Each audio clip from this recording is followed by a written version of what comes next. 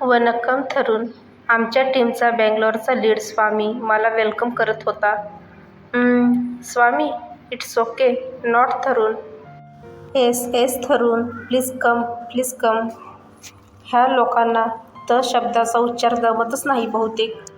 नितीनचं निथिन, रोहितचं रोहित करतात तसं माझं थरून करून टाकलं होतं. मी लगेचच त्याला करेक्ट करण्याचा नाद सोडून दिला.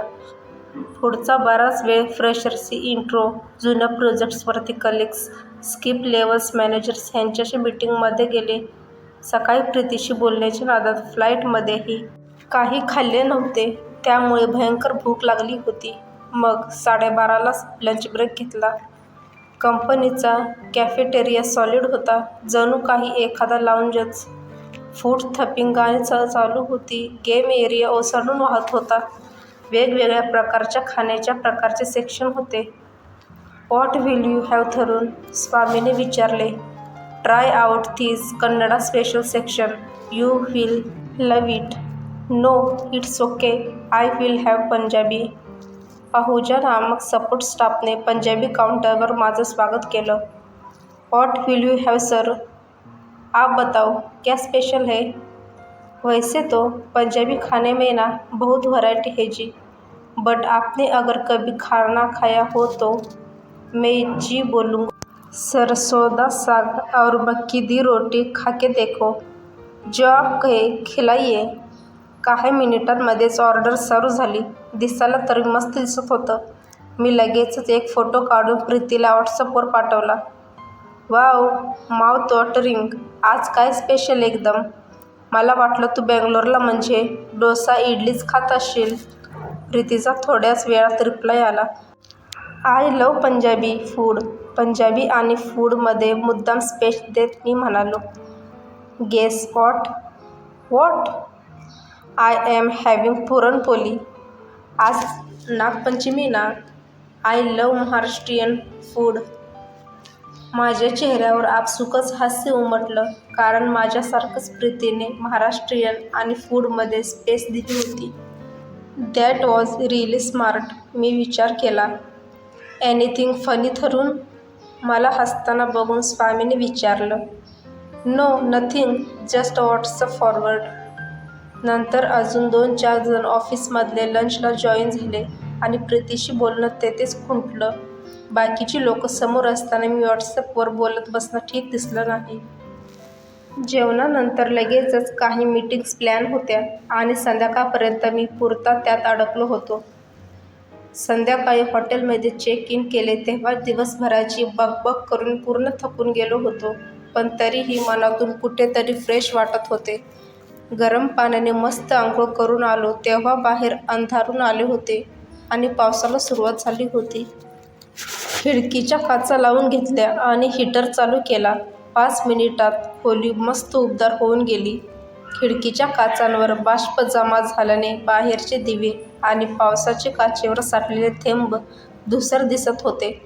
घड्याळात 8:30 होऊन गेले होते. रूम सर्व्हिसला फोन करून चायनीजची ऑर्डर देऊन टाकली. बेडवरच्या थंडगार पडलेल्या पांढऱ्या शुभ्र धुलईत शिरलो आणि प्रीतीला मेसेज केला. आहेस का?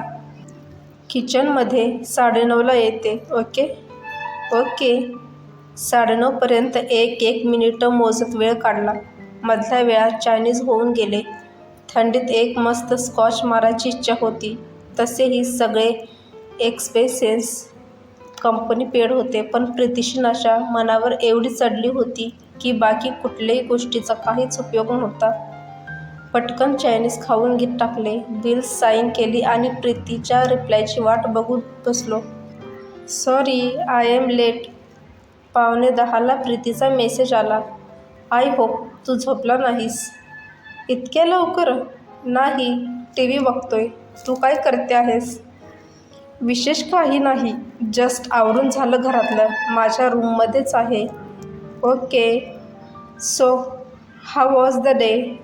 How is Bangalore? Day is okay, nothing special. का रे, एवढा का डाऊन? डाऊन नाही ग, असंच. मध्ये काही क्षण शांततेत गेले. तरुण, एक विचारू?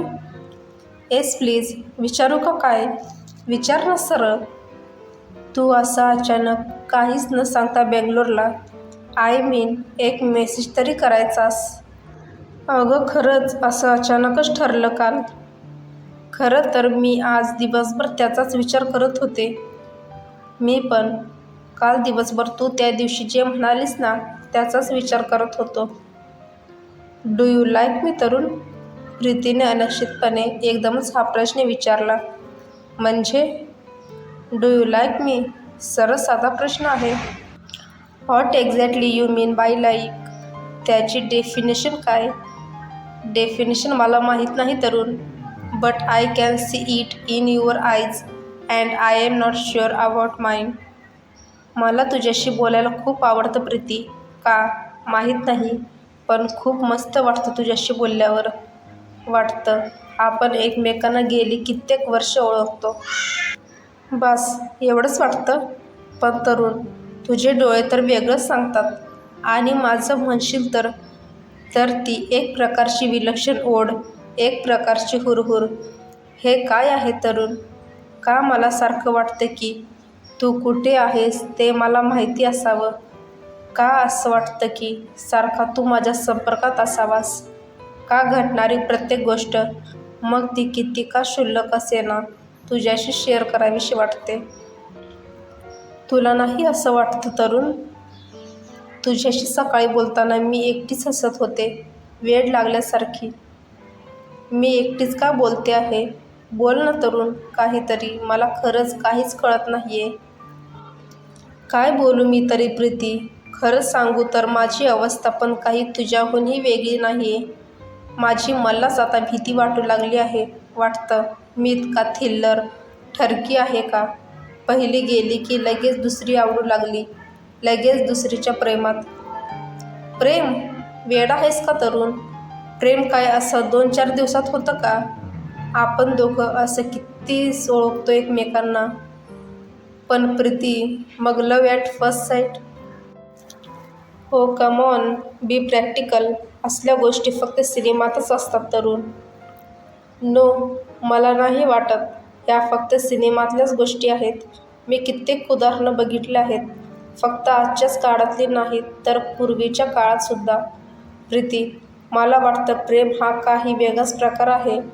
त्याचा साक्षात्कार कुणाला एका नजरेनं होईल तर कुणाला महिने लागतात. तुला माहितीये तरुण, तू आज इथे नाहीस ह्या विचारानेच मला कसं तरी होत होतं. पोटात असं गुडगुडल्यासारखं, लाईक बटरफ्लायज इन स्टमक. मनामध्ये एक प्रकारची बेचैनी होती. साध्या साध्या गोष्टींमध्ये उगाचच चिडचिड होत होती. Same here Preeti. मला मनातल्या मनात प्रचंड गुदगुदल्या होत होत्या. असं वाटत होतं उगाचच केस उपटत बेडवर नाचावं, जोरजोरात ओरडावं, गडाबडा लोळावं. पण मी समहाव स्वतःला कंट्रोल केलं. बिन तेरे, बिन तेरे, बिन तेरे, कोई खलिश है हवाओं में बिन तेरे. आपण उद्यापासून नकोच बोलूयात का? तू व्हॉट्सॲपमध्ये ब्लॉक करून टाक मला. Okay, good idea. Good idea काय? गप्प बस तू. कशाला गेलास तिकडे बेंगलोरला तडमडायला आणि म्हणे गुड आयडिया? मला तर काय बोलायचं ते सुचत नाहीये. तू असं अनपेक्षितपणे एकदम ह्या विषयावर येशील असं वाटत नव्हतं. पण मग आता काय करायचं? रेडिओवर कुठलं तरी दर्दे तन्हाई गाणं लागलं आहे. I am loving this feelings Tarun. त्या गाण्यातला प्रत्येक शब्दनशब्द असा अगदी मनाला भिडतो आहे. वाटतंय बस मग हे माझ्यासाठीच गाणं आहे. I am not able to control. फक्त टाईप, टाईप, टाईप. बोल काहीतरी तरुण, असा गप्प नको राहूस. सॉलिड केमिकल लोचा झाल्या डोक्यात Preeti. My mind says one thing and heart says another. म्हणजे प्रीती, तू जे म्हणते आहेस ना, माझं मन अगदी तसंच आहे. फक्त आणि फक्त तूच आहेस त्यात. And brain? डोक्यात फक्त नेहा आहे. व्हॉट? नेहा कुठून आली मध्येच? आय मीन हे बघ, आपल्याला नक्की माहीत नाही की आपल्या फिलिंग्स नक्की कसल्या आहेत. वाटतं let's give it a try. May be हे फक्त एक अट्रॅक्शन असेल. मे बी महिन्याभरात आपल्याला एकमेकांबद्दल जे आता वाटतं तसं वाटणार नाही. पण maybe life will be normal again. होते काय की like you said you don't want to be another Neha. माझं पण तेच मत आहे. मला उगाच कुणाला फसवायचं नाहीये आणि स्वतःलाही फसायचं नाहीये. काय फसायचं फसवायचं काय बोलतो आहेस? मला काहीच कळत नाही तरुण. प्रीती, हे बघ, आपण जर खरंच एकमेकांच्या प्रेमात पडलो असू किंवा पुढे जाऊन एकमेकांच्या प्रेमात पडलो तर तर नंतर काय? शेवटी परत माझा आणि नेहाचा जो प्रॉब्लेम होता तो तर कायम आहेच ना. माझे घरचे कधीच ह्या लग्नाला परवानगी देणार नाहीत. तू बिन बताए मुझे ले चल कही. मस्त गाणं लागले तरुण. प्रीती, मी काय बोलतोय? तू काय बोलते आहेस? Please be serious. कमॉन तरुण. मला तर वाटत होतं की मी असं काही बोलेल तर तू डोळे झाकून म्हणशील लेट्स गो अहेड. तू कधीपासून सिरियस? Shut up Preeti. तुझ्या जागी दुसरी कोणी असती तर कदाचित मी नसता विचार केला. But really I don't want to hurt you by any means. Okay, I am sorry. बरं मग तू सांग काय करायचंय? Do you love me Preeti? प्रीतीचं बऱ्याच वेळ टायपिंग येत होतं. काय लिहिते आहेस इतक्या वेळ? बोल ना, काय लिहित होतीस आणि परत डिलीट केलंस? काही नाही, असंच. काय असंच? Do you love me or not? I don't know. What I don't know? मग कशाला मगाशी बोंबलत होतीस? तू बिन बताए ले चल वगैरे. मी साइन आउट करते तरुण. अरे काय चाललंय काय? आपण काय सिसॉ खेळतो आहे का? कधी तू ह्या बाजूला तर कधी मी. तो माझा मूर्खपणा समज हवं तर तरुण. तुझं नेहावर प्रेम नव्हतं. आय मीन तुझ्या म्हणण्याप्रमाणे तसं प्रेम नव्हतं. पण तरीही तिच्याबरोबरचा विरह सहन करायला तुला किती कष्ट पडले ते पाहिलं मी आणि तू सुद्धा तो जाणतो आहेस. मग उद्या आपल्या नशिबीसुद्धा असंच वेगळं होणं लिहिलं असेल तर मला पण तुला परत हर्ट झालेलं नाही पाहणार तरुण. आज स्वतःला थांबवशील कदाचित मी पण उद्याचं काय? कशावरून आपली मैत्री ही फक्त मैत्री राहील? Shit Tarun, what have we done? तू स्वतःला नको दोष देऊस प्रीती. आपण दोघंही इक्वली इन्व्हॉल्व आहोत. So we are not in love? विचारतो आहेस का सांगतो आहेस? सांगतो आहे विथ अ क्वेश्चन. प्रीती, मी तुला फ्लर्ट वगैरे वाटत नाही ना? आय रिअली लाईक यू यार. अरे वा, गुड टू नो दॅट. मग मागाशी कशाला डेफिनेशन विचारत होतास? Let's not हरदीज. नीट विचार करू. आपल्याला घाई कसलीच नाहीये. तू परत आलास की भेटून बोलू. Okay? This will hurt us Tarun. मला अशी टाईम कमिटमेंट नाही आवडत. एक तर इस पार या उस पार.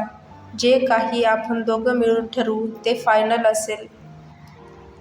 आणि तोपर्यंत निदान व्हॉट्सॲपवर तरी बोलूयात का ते पण नाही. Thank God Preeti. मला वाटलं उद्यापासून तू व्हॉट्सॲपवर परत भेटणार नाहीस. गुड नाईट तरुण. Sweet dreams. Good night. मोठ्या कष्टाने मी गुड नाईट लिहिलं आणि त्याहून मोठ्या कष्टाने पुढे काहीही न बोलता संवाद तेथेच संपवला. बाहेर पावसाची रटरट वाढली होती. बाल्कनीच्या खिडकीच्या काचांवर पाण्याचे टपोरे थेंब आपटून घरगळत खाली घसरत होते.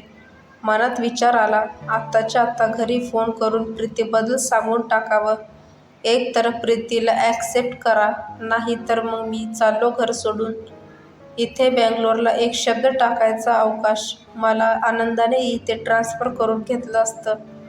मी आणि प्रीती दोघंच आनंदाने इथे बंगलोरला राहिलो असतो. मला प्रथमच माझ्या घरच्यांचा इतका प्रचंड राग आला होता.